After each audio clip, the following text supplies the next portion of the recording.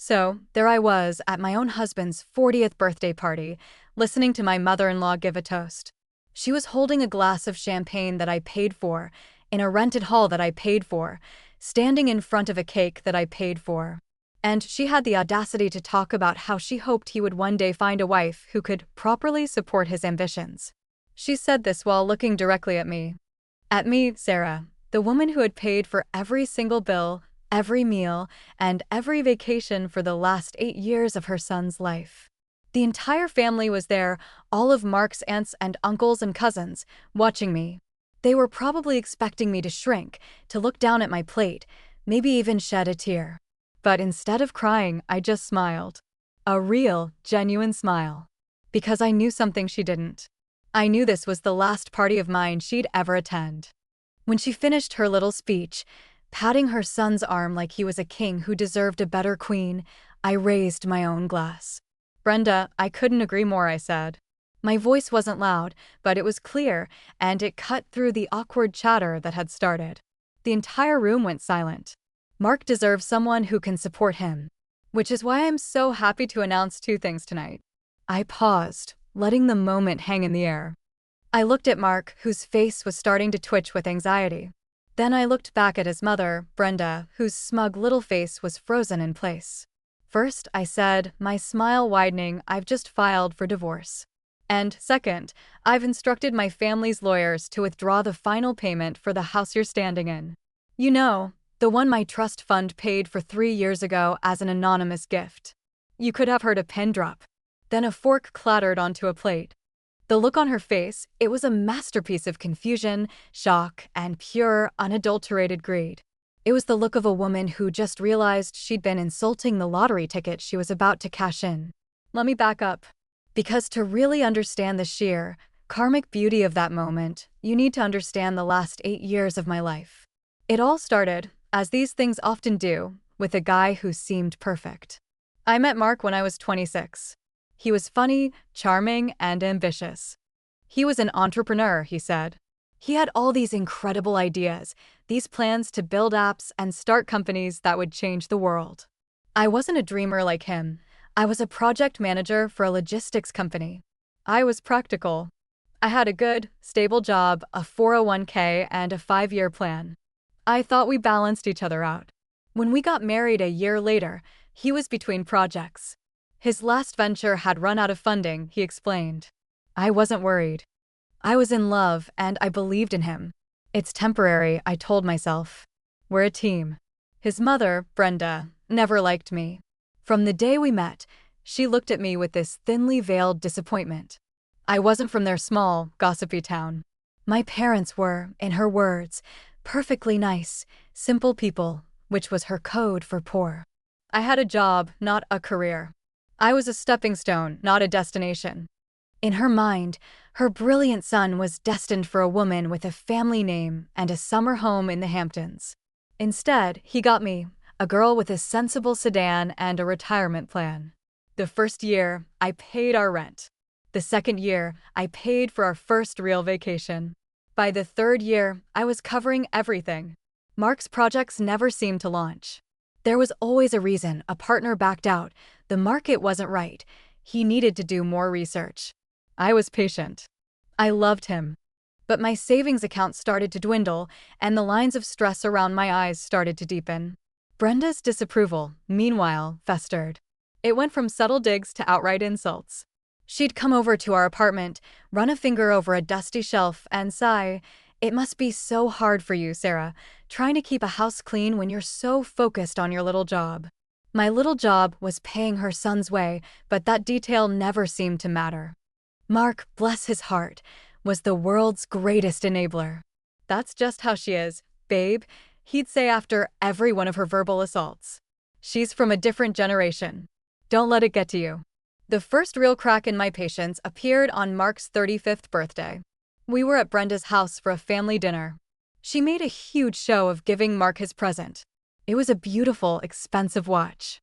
"A man of your potential needs to look the part," she declared, loud enough for the whole table to hear, even if others can't see it. Then, she turned her laser-like gaze on me. I had to cash in some old bonds for this. It's a shame your little bonuses can't cover the finer things in life, isn't it? My blood ran cold. First of all, I knew for a fact she was constantly complaining about being broke. Second, the bonus I'd received that year was the only reason we were able to fix the transmission in Mark's car. I just sat there, my fork frozen halfway to my mouth, feeling the eyes of a dozen relatives on me. Mark just laughed and kissed his mom's cheek. Thanks, Mom. You're the best.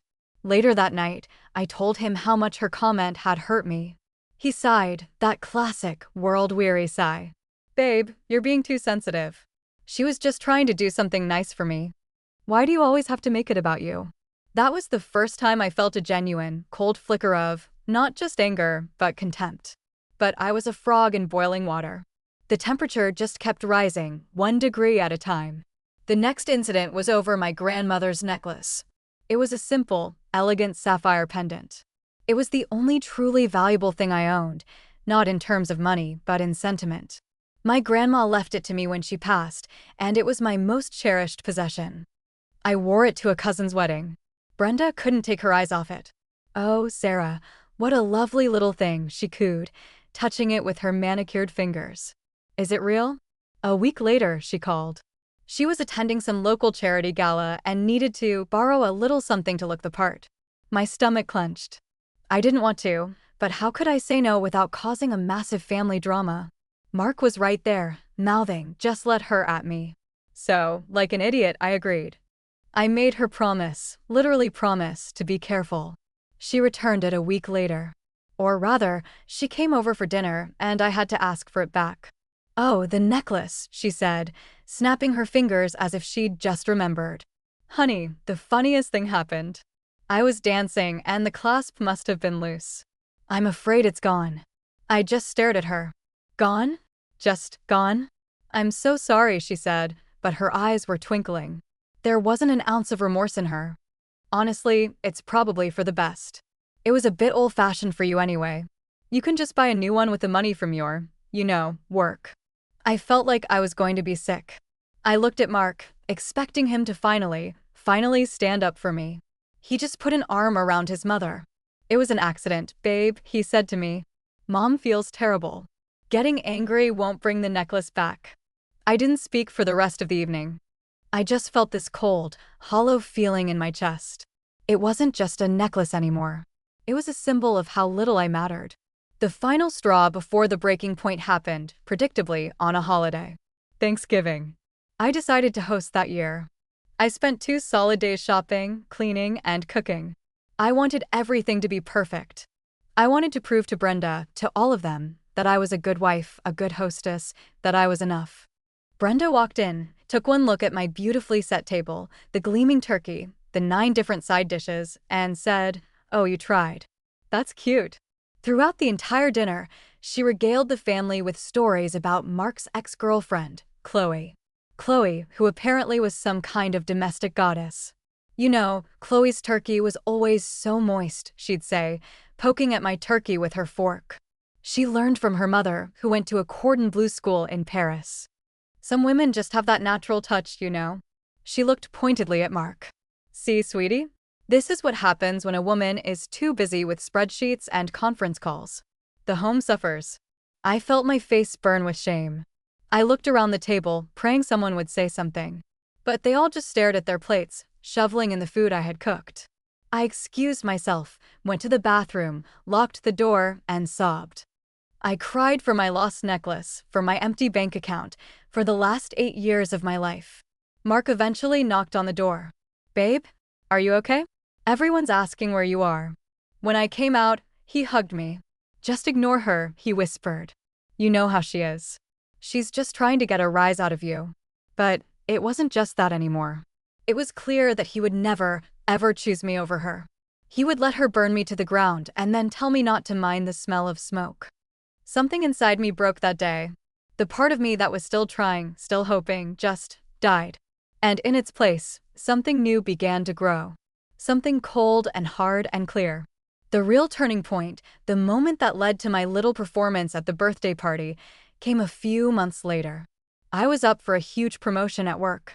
It meant a massive raise, but it also meant more responsibility and more travel. I was genuinely torn. I wasn't sure if I could handle the extra stress. I talked it over with Mark. He was incredibly enthusiastic. "You have to take it, babe," he said, his eyes gleaming. "This is what you've been working for. Think of what we could do with that money." His excitement felt off. It wasn't about my achievement, it was about the cash. Still, I pushed the feeling down. A few days later, I was working from home when my company's server crashed. I had an urgent deadline and my work laptop was useless. Panicked, I grabbed Mark's laptop from his desk to try and tether my phone. His email was open, and I saw a message chain with Brenda. The subject line was simply, "The plan." My heart started pounding. I know I shouldn't have looked, but I couldn't stop myself. My hand clicked on the email before my brain could even process what I was doing. It was a series of messages from the last few weeks. It started with Brenda complaining about her credit card debt and how she was going to have to sell her house. Then came Mark's reply. "Don't worry, Mom, I'll handle it. Sarah's up for a big promotion. As soon as she gets it, I'm going to tell her I have a can't-miss startup opportunity that needs a seed investment. I'll ask for $50,000. That should be enough to clear your debts and have a little extra for you to take that cruise you've always wanted." I felt the air leave my lungs. I scrolled down, my hands trembling. There were more messages, mapping out the whole strategy, how he would praise me and flatter me to make sure I took the job. And then I saw the last one. The one that shattered everything. It was from Brenda, sent just the day before. "Just keep telling her how smart and successful she is. The little cash cow needs to feel appreciated, so she keeps producing milk. Once you get the money, we can finally figure out how to transition you to someone more suitable. Chloe's single again, you know. This was always a temporary arrangement, sweetie. You were always meant for more." A cash cow. A temporary arrangement. 8 years of my life. 8 years of supporting him, of loving him, of defending him to my own friends and family who saw what I couldn't. And I was a cash cow. A temporary placeholder until someone more suitable came along. I didn't scream. I didn't cry. I just sat there, in the silent apartment, and felt a profound, terrifying calm wash over me. The frog was out of the water. And she was pissed. That's when I started making my own plan. I didn't confront them. Oh no, that would have been too easy. I played the part.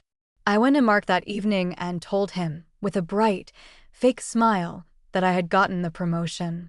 The look of pure, unadulterated glee on his face was nauseating. He hugged me, telling me how proud he was. He called Brenda on speakerphone to share the good news. I heard her squeal with delight on the other end, saying, "Oh, Sarah, we always knew you had it in you." It was disgusting. For the next 2 months, I was the perfect, supportive wife. I let them plan Mark's big 40th birthday bash. I gave Mark the credit card to book the hall, the caterer, the DJ. "Whatever you want, honey," I'd say. "You deserve it." They thought I was a fool. They had no idea. While they were busy planning a party with my money, I was busy making phone calls. My first call was to my parents. Now, Brenda was right about one thing. My parents were simple people. They lived in the same modest 3-bedroom house they'd owned for 40 years. My dad was a retired history teacher, my mom a librarian. What Brenda didn't know, what no one in Mark's life knew, was that my family wasn't poor. They were the furthest thing from it. My grandfather, my mom's dad, was a quiet genius who founded a specialized database software company back in the early 80s. He sold it to a tech giant in the late 90s for a sum of money that was, frankly, obscene. My parents' core belief was that money ruined people. They raised my brother and me to be hardworking, humble, and independent. We never talked about the fortune. We lived normal, middle-class lives. But my grandfather had set up trust funds for both of us, untouchable until our 35th birthdays. I had turned 35 3 years ago. I had never touched a single cent. I wanted to make it on my own. I wanted a life that I had built. The irony was so thick I could choke on it. My second call was to the family's wealth management lawyer in New York. I explained the situation. He was quietly furious on my behalf. Over the next few weeks, we did a deep dive. We drew up divorce papers. We tracked every large sum of money I had loaned Mark over the years, which we could clearly see went straight from his account to Brenda's. And then we pulled the ace from my sleeve. A few years back, I'd been watching Brenda stress about her mortgage. In a moment of incredible weakness and stupidity, hoping to finally buy her affection, I had the trust anonymously pay off her entire house. She never knew it was me. She told everyone the bank had made a clerical error in her favor. I asked the lawyer if we could do anything about it. He just smiled and said, "Let me see what I can find." So that brings us back to the party. As I stood there, glass in hand, watching Brenda's face cycle through a universe of emotions, I felt nothing but a clean, beautiful sense of release. Mark was the first to speak. What are you talking about?" he stammered. "Your trust fund?" "You don't have a trust fund." "Oh, I do," I said cheerfully. "A very, very substantial one." It's amazing the things you don't know about a person when you're not actually interested in them as a human being. Brenda found her voice. It was a shrill, panicked squawk. "You're lying. You're making this up to ruin Mark's birthday." "Am I?" I took out my phone. "Then you won't mind if I forward an interesting little email chain to the whole family?" The subject line is the plan. It's a fascinating read.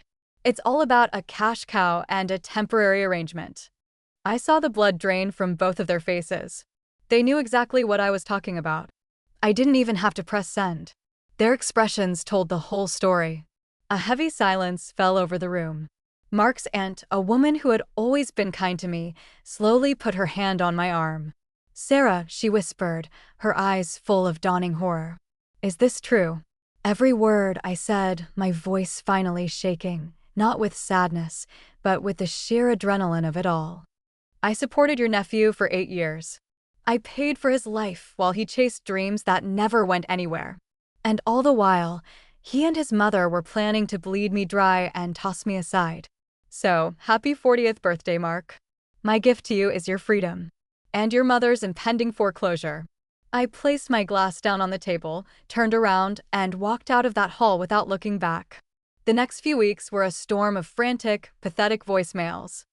Mark called, sobbing, begging, apologizing. He said he never meant it, that his mom had manipulated him. Brenda called, her voice dripping with a sweetness so fake it could give you diabetes. She called me her dearest daughter and said it was all a terrible misunderstanding. I didn't answer. I blocked their numbers. My lawyer handled everything. The divorce was swift and brutal for them. They got nothing. Not a single penny. The evidence of financial fraud was overwhelming. Brenda did, in fact, have to sell her house. The lawyer had found a loophole in the gift agreement that allowed us to reclaim the funds based on fraudulent pretenses. The last I heard, she was renting a small apartment on the other side of town. Mark was living with her, working at a big-box hardware store. And me? I took the promotion. I excelled at it. My parents flew out to see me, and my dad, this quiet, reserved man, just hugged me for 5 minutes straight. "I'm sorry," he said. "I'm sorry we ever made you feel like you had to hide who you were to be loved." It took a while, but I healed. I used my money, my real money, to do some good. I started a small foundation that provides grants and legal support to women trying to escape financially abusive relationships. I finally built something real. Last week, I got an email from an unknown address. It was from Mark. It was a long, rambling message about how he'd changed, how he realized what he'd lost. The last line was, "I was just wondering if you could spare a little to help me get back on my feet." I didn't even bother to reply. I just marked it as spam. And that's the story of how a secret trust fund and a single email ended my 8-year-long nightmare. It's crazy what people will do when they think you have nothing, and even crazier what they'll do when they find out you have everything. This whole mess, though, it opened up a Pandora's box of family secrets I never knew existed. If you think this story was wild, you should hear what happened when my uncle found out why he was really written out of my grandfather's will. Let me know in the comments if you want that story, and don't forget to like and subscribe because you won't want to miss it.